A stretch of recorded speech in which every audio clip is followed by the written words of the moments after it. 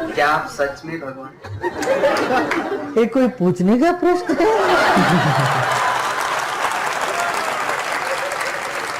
हमने कहा तुम मूर्ति पूजा का खंडन नहीं करो। हाँ, वेदों में सभी बातें हैं, न तस्य प्रतिमा अस्ति, बात है उसके लिए कोई प्रतिमा नहीं है, मगर ये नहीं कहते कि प्रतिमा में वो नहीं है। Hello sir, I'm Palak Lalka from Kharghar. I'm a student. I just wanted to say something about the person who said, like, first asked you the question about idol worship. I'm a follower of Lord Krishna, and I just remember something that my aunt once told me, and I just wanted to say that it's like when we do idol worship, it's when we see, we have a picture of them, or we can feel them. When you see them, you can actually feel what it is like, and you can praise them. It's what my perception is. So I just wanted to say that when related to the first person who asked you to, like, he doesn't know any what he feels about idol worship. बहन ने सवाल किया है कि वो कृष्ण की पुजारी है और जब बुत परस्ती करती है, मूर्ति पूजा करती है, तो मूर्ति का फोटोग्राफ, वो उस ईश्वर का फोटोग्राफ रखती है, उस ईश्वर की मूर्ति रखती है ताकि कंसंट्रेशन के लिए, तो इसीलिए वो मूर्ति पूजा करती है। बहन, आपके हिंदू धार्मिक किताब में लिखा है कि मूर्ति पूजा गलत है, और मैं कई बार कह चुका हूं, फिर से दोहराता हूं, क्या लिखा है श्वेताश्वेतर उपनिषद में, चैप्टर नंबर 4, मंत्र नंबर 19, और यजुर्वेद में अध्याय नंबर 32, मंत्र नंबर 3 में, न तस्य प्रतिमा अस्ति, उस ईश्वर, उस भगवान की कोई प्रतिमा नहीं, कोई फोटोग्राफ नहीं, कोई पिक्चर नहीं, कोई पेंटिंग नहीं, कोई बुत नहीं, कोई मूर्ति नहीं। लेकिन फिर भी आपके मजहबी किताब में साफ तौर पे लिखा है मूर्ति पूजा गलत है, फिर भी हिंदू धर्म के अधिकारी पंडित मुझसे कहते, मैं जब कहता हूं आपकी मजहबी किताब में साफ लिखा है गलत है, क्यों करते आप मूर्ति पूजा, तो वो कहते हैं कि मूर्ति पूजा करते हैं, मानते हैं गलत है, लेकिन मूर्ति पूजा करते कंसंट्रेशन के लिए। जब हम हायर लेवल ऑफ कॉन्शियसनेस पहुंच जाएंगे तो मूर्ति पूजा की जरूरत नहीं। पहले शुरुआत में कंसंट्रेशन के लिए मूर्ति जरूरत है, हायर लेवल पे, हायर कॉन्शियसनेस पे मूर्ति की जरूरत नहीं। तो मैं उनसे कहता हूं, उन पंडितों से और आपसे भी, हम मुसलमान हायर कॉन्शियसनेस पहुंच गए, हमें मूर्ति की जरूरत नहीं। मैं इनसे पूछता हूं कि शुरुआत में कहते हैं कि स्टार्टिंग में जरूरत है, बाद में नहीं। जब आप स्कूल में जाते हैं, पहली कक्षा में आप बेसिक सीखते, कठिन चीज बाद में सीखते, 8वीं 9वीं 10वीं में। तो मैथ्स में अगर कोई कहेगा 2 + 2 = 5, आपने कहेंगे गलत है, मैं जानता हूं, 10वीं में आऊंगा तो कहूंगा कि 2 + 2 is not 5, it is 4। आप बचपन में ही कहेंगे भाई 2 + 2 4 is the फाउंडेशन। अगर हर मजहब का फाउंडेशन है कि भगवान की मूर्ति नहीं है, फोटोग्राफ नहीं है, बुत नहीं है, फाउंडेशन ही जब पहले गलत सिखा रहे तो आगे जाके कैसी इमारत बनेगी। तो इसीलिए इन पंडितों से जब मेरा बहस होता है, गुफ्तगू होती है, वो जवाब ही नहीं दे सकते। वो बोलते मानता हूं कि हमारी मजहबी किताब में गलत है, लेकिन फिर भी इनिशियली कंसंट्रेशन के लिए। तो मैं कहता हूं कि हम मुसलमान इनिशियली भी हमें जरूरत नहीं मूर्ति की ना बुत की, हमें हमेशा हक बात कहना चाहिए। और ये साफ तौर पे लिखा है सारी मजहबी किताबों में, चाहे हिंदू मजहब की किताब हो, ईसाई मजहब की, यहूदी मजहब की, इस्लाम मजहब की, मूर्ति पूजा गलत है और हराम है, और हमें इससे दूर रहना चाहिए। हमें खुदा की कलाम पे, खुदा के कलाम पे, खुदा के अहकामात पे अमल करना चाहिए, ये दीन के ठेकेदारों के नहीं। अगर आपको लगता है कि जाकिर गलत है, जाकिर को भी छोड़ो, जाकिर इस्लाम में 0 है। अगर जाकिर वो बात कर रहा है जो खुदा से मिलती है, जो आखिरी पैगंबर से मिलती है, इसीलिए मैं हवाला देता हूं, चैप्टर नंबर वर्स नंबर। इतने हवाले थोड़ी फेंक रहा हूं मैं, आप चेक करो और जाके तहकीक करो, संतुष्ट हो जाएंगे तो अमल करो। तो मैंने इतने हवाले दिया हूं। बहन, आप मानते हैं कि बुत परस्ती गलत है अभी? Sir, I completely agree with what you said. माशाल्लाह, आप अग्री करते हैं लेकिन अमल नहीं करते। There's another point of it. So honestly, I am not such a religion follower. I just believe that I have a God, and even today, I haven't read many of the books of religion. I've just read Bhagavad Gita, and When Bhagavad Gita does it say that you have to do idol worship? Yes, Sister, sir. I don't want you to be very religious. At least be little religious. And the So- basics of religion is that idol worship is haram. Idol worship is forbidden. I am asking you where, which chapter, which verse of Bhagavad Gita tells you that you have to do idol worship. Which verse? so I would like to say the reason I believe in idol worship. It is when I have a problem, a very big problem, all I do is I close my eyes, visualize and feel my Lord, that is Lord Krishna whom I worship. And it just makes me feel so much better. I get so much strength that I know I'm ready to face anything that comes. Oh, I will give you the reply. Sister, if you read Bhagavad Gita, chapter number 7, verse number 20, it says that those whose desire has been stolen, those whose desire has been stolen by material things, they do idol worship. Verse number 21 says that if you worship the false god, God will fulfill your wish, you will go to the kingdom of the false god. So Bhagavad Gita says that if you worship false god, he will fulfill your requirements, but you will go to the kingdom of the false god. Same thing is mentioned in the Quran. Allah gives you, even if you worship wrong things, Allah fulfills your desires and you go more into the depths of darkness. So this is, God is testing you, that do you really worship the true God or do you believe in wrong things? If you worship the wrong thing, Allah fulfills your desires and puts you more in the depths of darkness. You may think that if you ask an idol for wealth, you get wealth. Wealth will not take you to paradise. Following the commandments of God will take you to paradise. So sister, isn't it mentioned in Bhagavad Gita that don't do idol worship? It says those whose intelligence has been stolen by material desires, they do idol worship. So do you mean, I'm asking you, are you a materialistic person? I don't think so. So then why do you do idol worship? You are going against the teachings of Bhagavad Gita. I get it. I would like to think about it. Thank you, sir. Go back home, think about it, read the translation of Bhagavad Gita, and I request you to even read the translation of the Quran. Yes, sir, I Inshallah, you read the translation of the Quran, and inshallah, I will ask the sisters to give an English translation. And if you are satisfied, it will show you the true direction of how a life should be led. Thank you, Hope that answers sir. the question, sister. Yeah. जानने की कोशिश करेंगे कि Hinduism में खुदा का तसव्वुर क्या है। जब हम कोई आम हिंदू से पूछते हैं कि आप कितने खुदाओं में मानते हैं, कुछ हिंदू कहेंगे 3, कुछ कहेंगे 10, कुछ कहेंगे 100, कुछ कहेंगे 1000 और कुछ कहेंगे 33 करोड़ 330 मिलियन। लेकिन जब हम एक विद्वान हिंदू से पूछते हैं जो अपने हिंदू ग्रंथ का मुताला कर चुका है कि हिंदू मज़हब में एक हिंदू को कितने खुदाओं में मानना चाहिए, तो वो हिंदू विद्वान कहेगा कि हिंदू को सिर्फ एक खुदा में मानना चाहिए और सिर्फ एक खुदा की इबादत करना चाहिए। लेकिन आम हिंदू वो एक फ़लसफ़े में मानते हैं जिसे कहते हैं पैनथियज़म। पैनथियज़म के मानी सब कुछ खुदा है, और आम हिंदू ये मानता है कि सब कुछ खुदा है। पेड़ खुदा है, सूरज खुदा है, चांद खुदा है, इंसान खुदा है, सांप खुदा है। हम मुसलमान ये मानते हैं कि सब कुछ खुदा का है। पेड़ खुदा का है, चांद खुदा का है, सूरज खुदा का है, इंसान खुदा का है, सांप खुदा का है।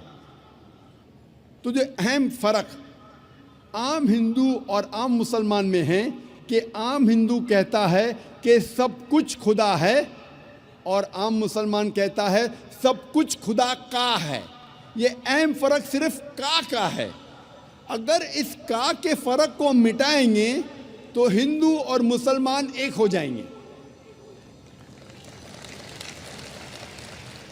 और इस फ़र्क को कैसे मिटाया जा सकता है? जिस तरीके से कुरान में लिखा है, सूरह इमरान सूरह नंबर 3 आयत नंबर 64 में, तालो इला कलिमतिन सवाइम बैना बैनकुम आओ उस बात की तरफ जो आप और हम में यकसा है। सबसे पहली बात, अल्लाह नाबुद इल्लल्लाह, कि हम सिर्फ एक खुदा की इबादत करें।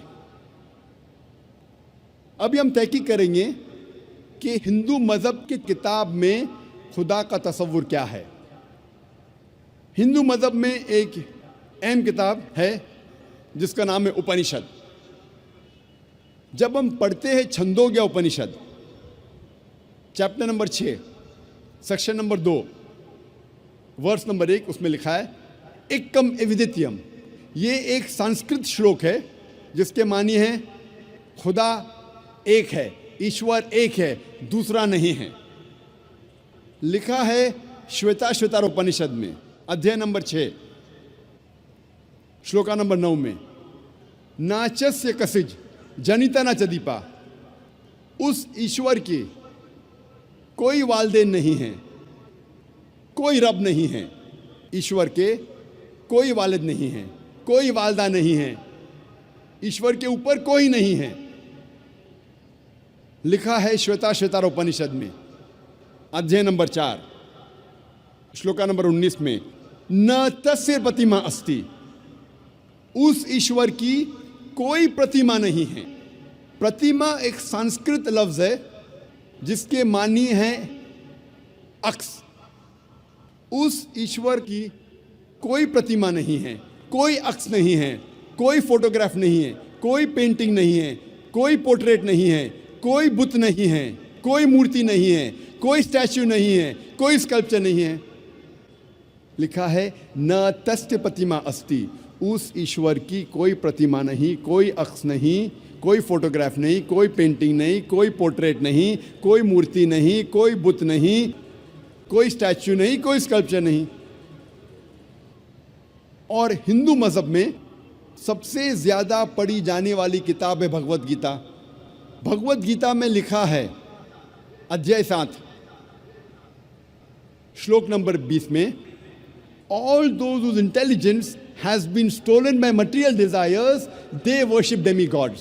मतलब जिसकी अकल दुनियावी चीज़ों के पीछे भागती है वो लोग खुदा के अलावा दूसरे किसी चीज़ की इबादत करते हैं। जब हम तफसीर पढ़ते हैं, कई भगवत गीता की तफसीर में लिखा है कि जो लोग की बुद्धि, जो लोग की अकल पैसे के पीछे भागती है या दुनियावी चीज़ों के पीछे भागती है, वो बुत परस्ती करते हैं, खुदा के अलावा दूसरी चीज़ की इबादत करते हैं। लिखा है भगवत गीता में अध्याय 10, श्लोक नंबर 3 में, वो लोग जानते हैं कि मैं लाफानी हूँ, वो लोग जानते हैं कि मैं जन्म नहीं लिया है और मैं सारे आलमीन का मालिक हूँ। हिंदू मज़हब में सबसे ऊंची किताब है वेद। अगर वेद और दूसरी हिंदू मज़हब की किताब में टकराव होता है तो हमें मानना चाहिए वेद। वेद हिंदू मज़हब की सबसे ऊंची किताब है। जब हम वेद पढ़ते हैं, इसमें लिखा है यजुर्वेद में अध्याय नंबर 32, श्लोक नंबर 3 में, न तस्य प्रतिमा अस्ति। उस ईश्वर की कोई प्रतिमा नहीं है। जैसे मैंने कहा, प्रतिमा एक संस्कृत लफ्ज़ है जिसके मानी है अक्स, फोटोग्राफ, पेंटिंग, पोर्ट्रेट, बुत, मूर्ति, स्कल्पचर। न तस्य प्रतिमा अस्ति। उस ईश्वर की कोई प्रतिमा नहीं, कोई अक्स नहीं, कोई फोटोग्राफ नहीं, कोई पेंटिंग नहीं, कोई पोर्ट्रेट नहीं, कोई बुत नहीं, कोई मूर्ति नहीं, कोई स्कल्पचर नहीं, कोई स्टैच्यू नहीं। लिखा है यजुर्वेद में अध्याय नंबर 40, श्लोक नंबर 8 में कि ईश्वर पाक है, उसका कोई अक्स नहीं। लिखा है यजुर्वेद में अध्याय नंबर 40, श्लोक नंबर 9 में, अंधात्म प्रविशन्ति या असंभूति उपास्ते। अंधात्म मतलब अंधकार, प्रविशन्ति मतलब दाखिल होना, असंभूति मतलब वो चीज़ें जो नेचुरल है, जो कुदरती है। तो ये श्लोक में यजुर्वेद अध्याय नंबर 40 श्लोक नंबर 9 में लिखा है, वो लोग अंधकार में दाखिल हो रहे हैं, वो लोग जो असंभूति की इबादत करते हैं, जो कुदरती चीज़ों की इबादत करते हैं, मिसाल के तौर पे हवा, पानी, आग वगैरह। और ये श्लोक में आगे लिखा है, वो लोग और घोर अंधकार में दाखिल हो रहे हैं, वो लोग जो संभूति की इबादत करते हैं। संभूति की मानी इंसान की बनाई हुई चीज़ें, मिसाल के तौर पे टेबल, चेयर, बुत, मूर्ति वगैरह। कहाँ लिखा है? यजुर्वेद अध्याय नंबर 40 मंत्र नंबर 9 में। आगे जब पढ़ते अथर्ववेद में लिखा है, किताब नंबर 20 अध्याय नंबर 58 मंत्र नंबर 3 में, देव महासी, महान है वो ईश्वर। और वेद में सबसे ऊंची मानने वाली वेद है ऋग्वेद। वेद 4 किस्म की होती है, ऋग्वेद, यजुर्वेद, सामवेद, अथर्ववेद। ये चारों में सबसे ऊंची वेद है ऋग्वेद। ऋग्वेद में लिखा है, किताब नंबर 1 अध्याय नंबर 164 मंत्र नंबर 46 में, एकम सत विप्र बहुधा वेदांते, सत्य एक है, सच एक है, ईश्वर एक है, और साधु संत और विद्वान इस ईश्वर को कई नामों से पुकारते हैं। ये पैगाम फिर से दोहराया गया है ऋग्वेद में, किताब नंबर 10 अध्याय नंबर 114 मंत्र नंबर 5 में। इसमें लिखा है कि खुदा एक है, ईश्वर एक है, ईश्वर एक है, लेकिन विद्वान, संत, साधु इस ईश्वर को कई नामों से पुकारते हैं। और जब हम ऋग्वेद पढ़ते हैं, किताब नंबर 2 अध्याय नंबर 1, सिर्फ किताब नंबर 2 अध्याय नंबर 1 में 33 नाम और सिफतें दिए गए हैं इस ईश्वर को। इनमें से एक है ऋग्वेद किताब नंबर 2 में अध्याय नंबर 1 में मंत्र नंबर 3 में, ब्रह्मा। ब्रह्मा कहा जाता है उस ईश्वर को जो बनाने वाला है। जब हम अंग्रेजी में तर्जुमा करते हैं तो इसे कहते हैं क्रिएटर। जब उर्दू या अरबी में तर्जुमा करते इसे कहते हैं खालिक। हम मुसलमानों को कोई एतराज़ नहीं अगर कोई कहता है कि खुदा या ईश्वर खालिक है या क्रिएटर है या बनाने वाला है, लेकिन अगर कोई शख्स कहता है क्या ब्रह्मा खुदा है जो बनाने वाला है, लेकिन उसके 4 सिर है और हर सिर पर क्राउन है, हम मुसलमान इस पे एतराज़ लेते हैं, क्योंकि आप ईश्वर को अक्स दे रहे हैं। और साफ तौर पे लिखा है श्वेता उपनिषद में अध्याय नंबर 4 श्लोका नंबर 19 में, न तस्य प्रतिमा अस्ति, उस ईश्वर की कोई प्रतिमा नहीं, कोई अक्स नहीं, कोई फोटोग्राफ नहीं, कोई पेंटिंग नहीं, कोई पोर्ट्रेट नहीं, कोई मूर्ति नहीं, कोई बुत नहीं, कोई स्टैच्यू नहीं, कोई स्कल्पचर नहीं। एक और सिफत या नाम ऋग्वेद किताब नंबर 2 अध्याय नंबर 1 मंत्र नंबर 3 में दिया गया है, वो है विष्णु। विष्णु कहते हैं पालने वाले ईश्वर को।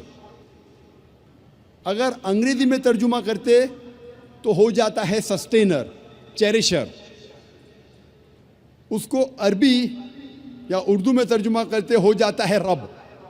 हम मुसलमानों को कोई एतराज़ नहीं अगर कोई कहता है कि खुदा या ईश्वर रब है, सस्टेनर है, चेरिशर है, पालने वाला है। लेकिन अगर कोई शख्स ये कहता है कि विष्णु पालने वाला खुदा है, पालने वाला ईश्वर है, और उस ईश्वर के 4 हाथ हैं जैसे इंसानों जैसे, और एक हाथ में चक्रा है और दूसरे हाथ में कौंच है, और वो पानी पे जा रहा है सांपों पे बैठकर, या हवा में उड़ रहा है एक परिंदा जिसका नाम है गरुड़ा पर, हम मुसलमान इस पर एतराज़ करते हैं क्योंकि आप खुदा को अक्स दे रहे हैं और आप यजुर्वेद अध्याय नंबर 32 मंत्र नंबर 3 के खिलाफ जा रहे हैं, जिसमें लिखा है न तस्य प्रतिमा अस्ति, उस ईश्वर की कोई प्रतिमा नहीं, कोई अक्स नहीं, कोई फोटोग्राफ नहीं,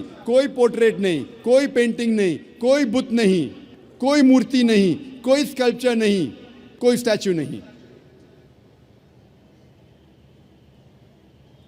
जब हम ऋग्वेद पढ़ते हैं, ऋग्वेद में लिखा है किताब नंबर 8 में अध्याय नंबर 1 मंत्र नंबर 1 में मां चिदन यदि संसद,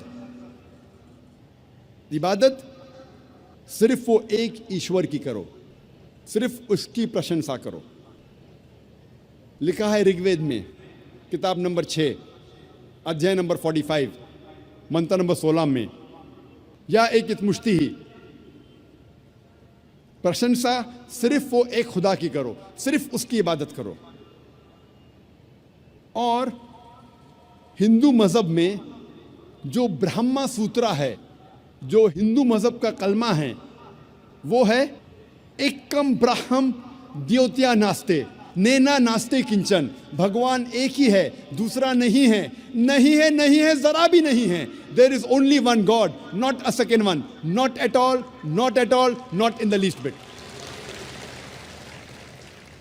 जब हम हिंदू मज़हब की किताबों का मुताला करते हैं, हमें पता लगता है कि हिंदू मज़हब में लिखा है कि एक ही ईश्वर, एक ही खुदा की इबादत करो, जिसकी कोई प्रतिमा नहीं, जिसका कोई अक्स नहीं, जिसका कोई फोटोग्राफ नहीं, कोई पेंटिंग नहीं, कोई पोर्ट्रेट नहीं, कोई बुत नहीं, कोई मूर्ति नहीं, कोई स्टैच्यू नहीं, कोई स्कल्पचर नहीं। अगर आपको समझना है कि हिंदू मज़हब में खुदा या ईश्वर का सही तस्वुर क्या है, तो आपको हिंदू मज़हब की किताबों का मुताला करना चाहिए।